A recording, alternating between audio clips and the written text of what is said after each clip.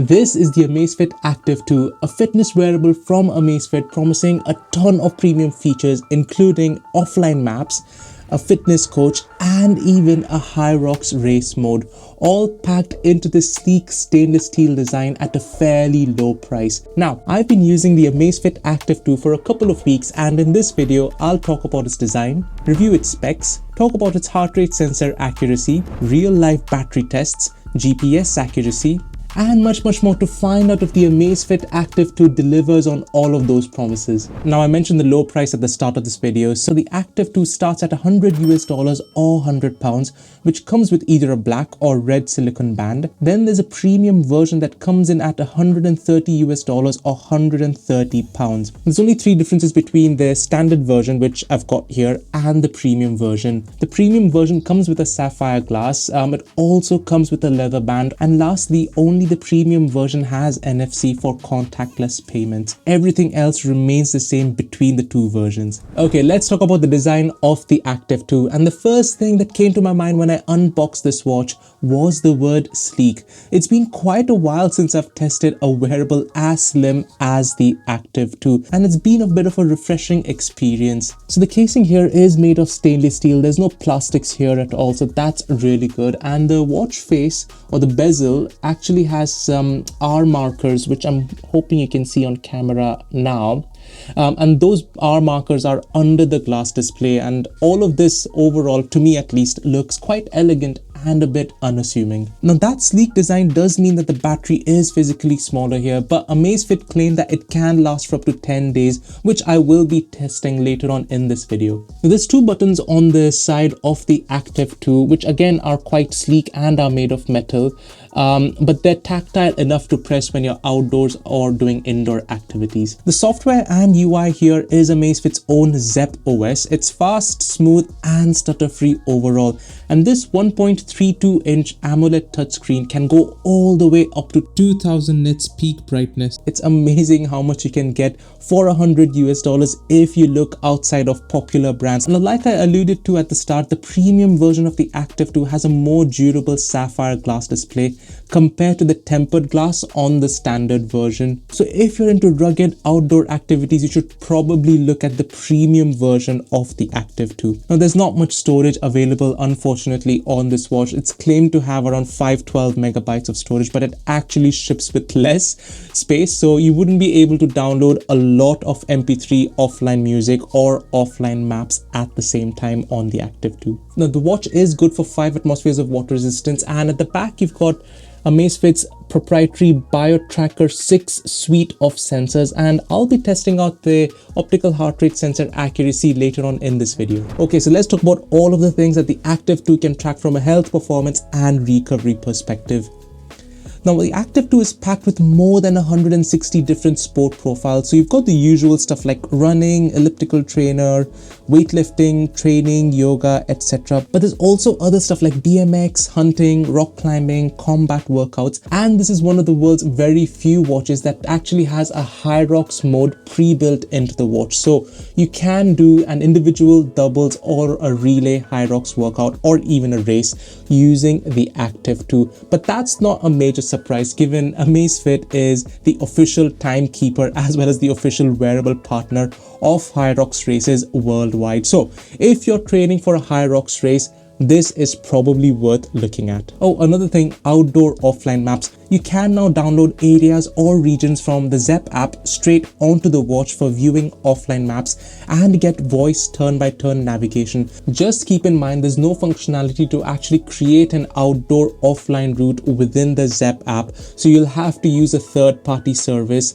Download that GPX file onto your phone or your computer and then load it onto the Active 2, which is a bit cumbersome, to be honest. The maps themselves are okay. They're not the sharpest in terms of resolution, but the colors do look punchy, especially in this dark mode, to me at least. But you know what? The fact that Amazfit have managed to cram in offline maps at this price point is amazing to begin with. And the other thing I wanted to point out is that the Active 2 can't track multi-sport activities like triathlons, duathlons, or aquathlons.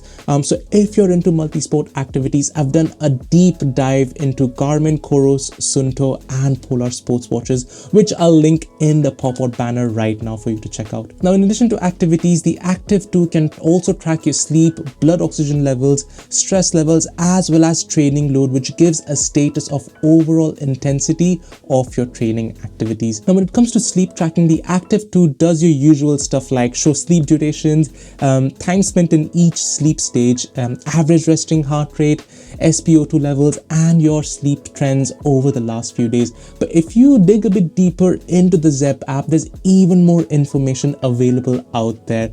So you'll get things like sleep regularity, respiratory rate, even a sleep apnea risk profile here, which measures shallow breaths as you're sleeping and gives a risk factor within the app. That's really impressive at this price point. And I've compared the sleep tracking data between the Active 2 with my Forerunner 265, and on most days the Active 2 sleep cycle detection was fairly accurate. There was the occasional night when the sleep score was really amazing on the Active 2 but was either poor or fair on the Garmin, and on those specific nights the REM sleep recorded on the Active 2 was much higher than on my Garmin. Now, when it comes to balancing performance and recovery, the Active 2 tracks your heart rate variability to understand how well you're balancing recovery from intense activities. It also calculates an exertion load, which calculates the energy expended throughout the day, and an overall training status, which tracks your fitness levels along with fatigue from your activities. And those metrics coming out of the Active 2 have been fairly reflective of how I've been feeling over the last few days. So again,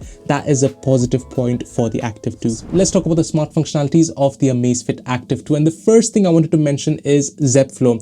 This is a voice assistant available on this watch that can help you control various functions, ask various questions about your health, performance, and recovery. For tonight, aim for a sleep duration of at least 7 hours to maintain optimal health and wellness.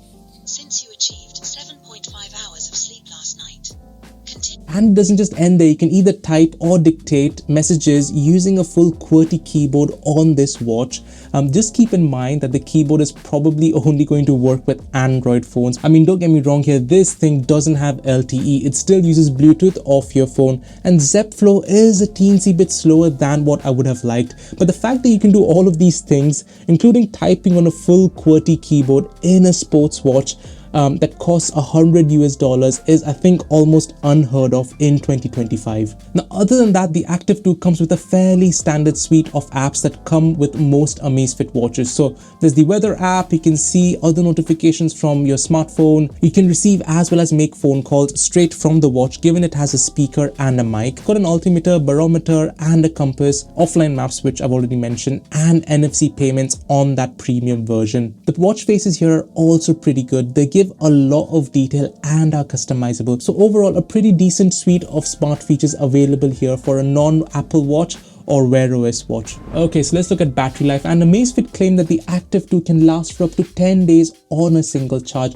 which I think is a bold claim given its sleek design and low battery capacity. Now, I generally don't trust manufacturers' claims with this stuff. These wearables always have loads of caveats around battery lives and are tested in labs under very strict conditions. And in my testing, the Active 2 lost around 2% battery every night and around 5% for a mix of outdoor runs as well as indoor workouts. And in my testing, the Active 2 lasted for just over 7.5 days on a single charge, which although is not quite the 10 days being claimed by Amazfit, but the fact that this thing only needs to be charged once a week, given all of the things that it has been subjected to, is really good news in my books. It's at least 2 to 3 times more than what you'd get with Wear OS wearables like the Samsung Galaxy Watch 7 or the Google Pixel Watch 3. So really good news and performance by the Active 2 here. When it comes to heart rate sensor accuracy, the Active 2 uses Amazfit's proprietary BioTracker suite of sensors,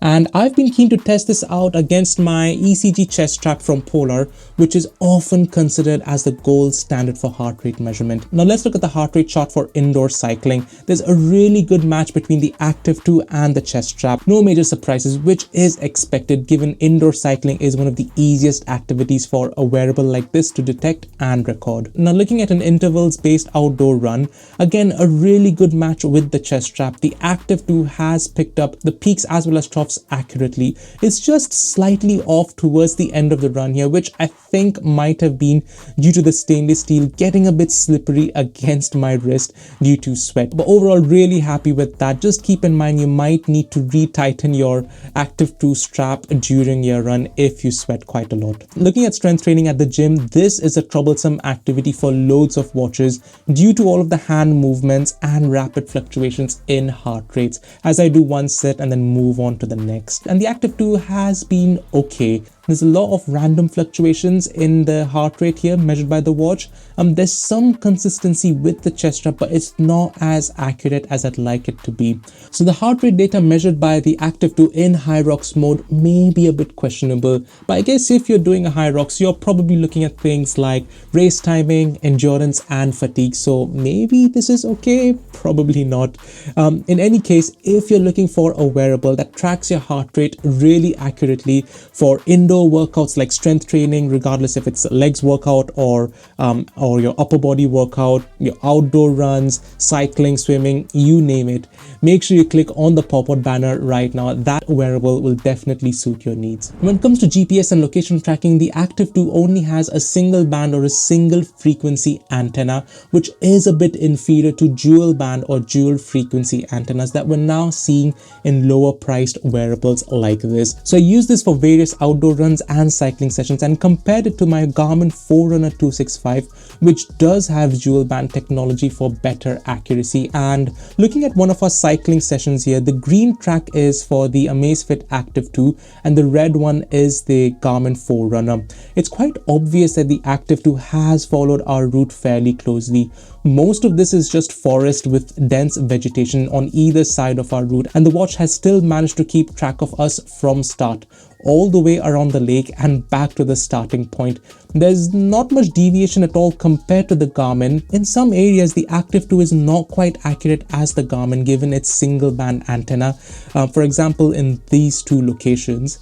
But overall, the fact that it has managed to keep track of us fairly closely compared to the Garmin Forerunner is really good news in my opinion. Okay, so let's look at the Zepp app, and the interface here is nice and slick. It's been heavily updated since last year and the app does a good job of presenting summaries of your core metrics right here on the front page.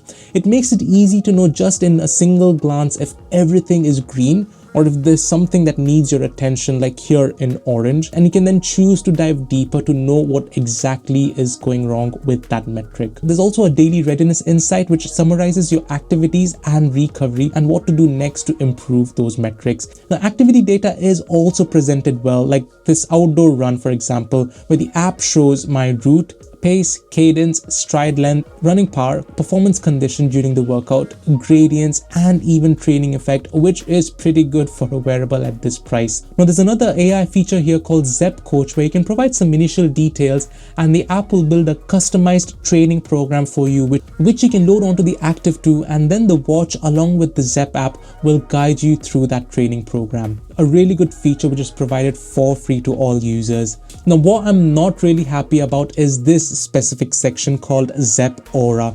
This is where Amazfit have taken all of the sleep data gathered by the Active 2, done some further in-depth analysis, and then put a paywall of around $10 a month to access the results of that analysis. Subscriptions for things like this are not a good thing in my opinion, but to be honest, a lot of manufacturers have started doing this. Even Garmin, which once upon a time used to provide everything for free to all users. Now me personally, I never felt the need to get even more data than the free stuff that the app along with the Active 2 was providing me for my day-to-day use, and perhaps for most people you'd be fine with a lot of the metrics you're getting for free from within the Zepp app. So I don't think you really need to pay the $10 a month for the Zepp Aura feature here.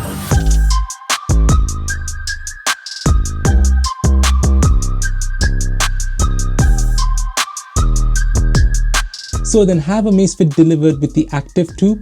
Now, I personally quite like the sleek design and profile of this watch. It also does all of the health, performance and recovery tracking really well. It's one of the very few watches out there today that can track a full Hyrox race mode from start to finish with all of your workout stations pre-built into it. Has a pretty decent suite of smart features, including a voice assistant, as well as a full QWERTY keypad to type custom text replies to messages coming onto your watch. Has a really good battery life and full offline maps, all of that stuff packed in for just $100 US. Now, of course, it's got a paywall or a subscription within the app for some detailed sleep analysis, but to be honest, most users are going to be fine with the free data available within the Zepp app. So overall, I cannot recommend this watch enough. It is amazing value for money, and I don't often feel this with any wearable that I test, but I think I'm going to miss the Active 2 when I finally have to part ways with this watch and move on to my next wearable. Alright, so I just wanted to say thanks to all of you amazing subscribers, and to new viewers, don't be shy from pressing that subscribe button, especially if you don't want to miss out on my full in-depth comparison between the Active 2 and Amazfit's new Bip 6, Garmin's new Forerunner 970 and 570, Whoop 5.0, and an epic wearables showdown coming in a few weeks' time. See you in the next one.